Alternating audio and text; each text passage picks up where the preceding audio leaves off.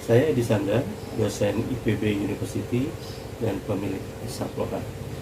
Kali ini saya ada di rumah ini, ada pojok tempat meneliti tanaman terkait dengan mutasi varigata. Ini beberapa jenis tanaman yang ada dan kita adakan untuk perlakuan mutasi varigata.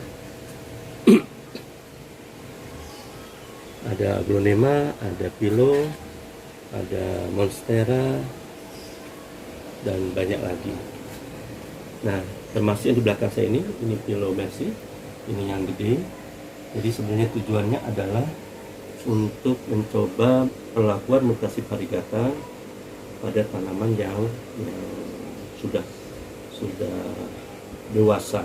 Jadi akarnya kuat. Jadi berdasarkan masukan-masukan dalam grup diskusi mutasi varigata, ya kita berduka cita banyak korban meninggalnya tanaman-tanaman yang kita sayangi, dan saya turut prihatin. Tapi dari situ banyak pembelajaran yang kita dapat. Yang pertama, pembelajarannya adalah, dan ini sebenarnya sudah saya ulang-ulang, tapi kembali rupanya kurang entah kurang diperhatikan atau intinya bahwa itu masih terjadi. Nah, pertama, jangan memberikan perlakuan kepada tanaman yang belum siap.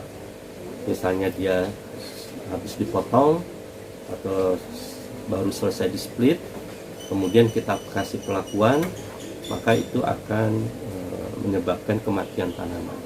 Kedua, jangan memberikan perlakuan mutasi dan varigata pada pucuk daun yang sedang tumbuh, karena pucuk daun tersebut pasti mati, ya. Dari beberapa laporan dan itu juga demikian.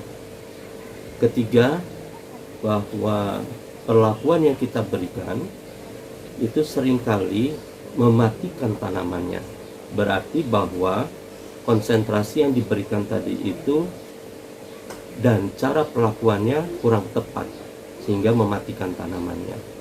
Itulah sebabnya kenapa saya akan menggunakan ini. Jadi kita harus menggunakan strategi yang berbeda untuk setiap jenis tanamannya, ya.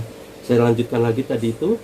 Jadi yang berikutnya, pembelajaran yang berikutnya, jangan membuka mata tunas titik tumbuh, maksudnya meristem titik tumbuh. Maksud dari yang saya sampaikan bahwa perlakuan tadi itu sampai ke dalam titik tumbuh, ke meristem, itu memang harus.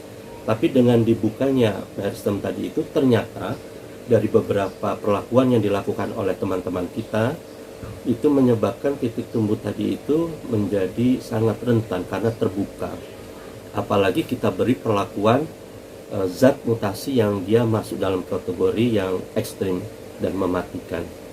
Jadi yang harus kita pikirkan adalah bagaimana kita mampu memberikan zat mutasi varigata tadi itu sampai ke titik tumbuh, sampai ke gen DNA yang ada di dalam inti sel, tapi tidak mematikan tanaman.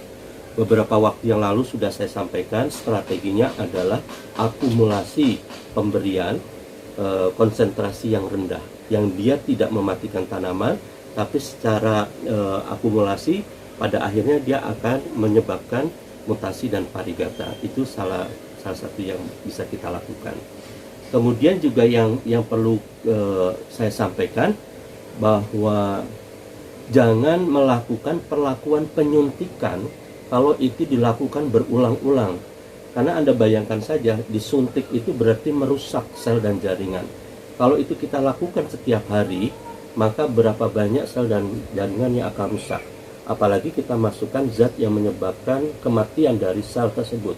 Hal ini akan menyebabkan matinya bagian tanaman tadi itu, bahkan kalau jumlahnya besar akan mematikan tanamannya. Berarti solusinya yang bisa kita coba pertama adalah, ya, yang pertama, dan ini perlu kita cari bersama sebenarnya, dan saya usul dan juga memberikan rekomendasi, sebaiknya kalau kita menyampaikan di dalam grup diskusi mutasi varigata, ini tanaman saya hasilnya begini, itu disertai dengan cara dan perlakuannya. Jadi misalnya, oh ini saya perlakukan dengan cara memberikan tetesan sebanyak sekian miligram setiap hari. Oh, ini saya berikan dengan cara disemprot dengan konsentrasi sekian sebanyak sekian setiap hari. Itu akan memudahkan kita di dalam mengevaluasi. Nah, karena itu tidak ada, maka saya berusaha untuk memperkirakan apa yang Anda semua lakukan. Berdasarkan rekomendasi itu, pertama yang harus kita cari, pertama, berapa konsentrasi dan dosis aman untuk memberikan perlakuan tersebut. Kalau itu masih menyebabkan kuning dan mati, itu masih bersifat ekstrim bagi tanamannya. Coba dibuat konsentrasi teraman.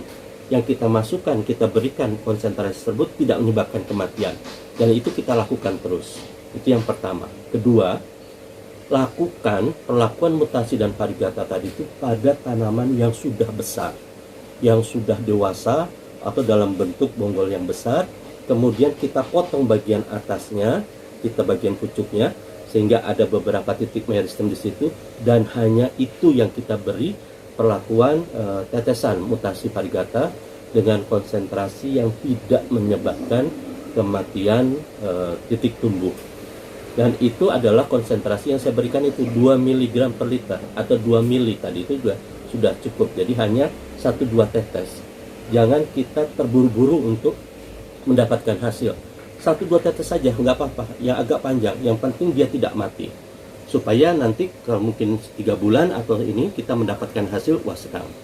Demikian juga dengan tadi konsentrasi aman, kita bisa berikan dengan perlakuan, kita gabungkan dengan perlakuan hormon. Jadi sebenarnya pemberian zat mutasi varigata itu membuat tanaman itu stres, karena diberikan zat yang ekstrim dan juga menyebabkan dia berubah gennya.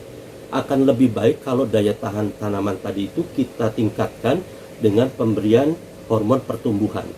Jadi kita sekaligus memberikan hormon pertumbuhan, dan di situ kita masukkan sedikit zat mutasi varigata. Misalnya kita mau memberikan hormon tunas 2 mg per liter. Kita masukkan juga di situ 2 mili tadi itu zat EMS-nya. Jadi dia tumbuh tapi juga berpeluang untuk mengalami mutasi varigata. Oke, semangat, jangan putus asa.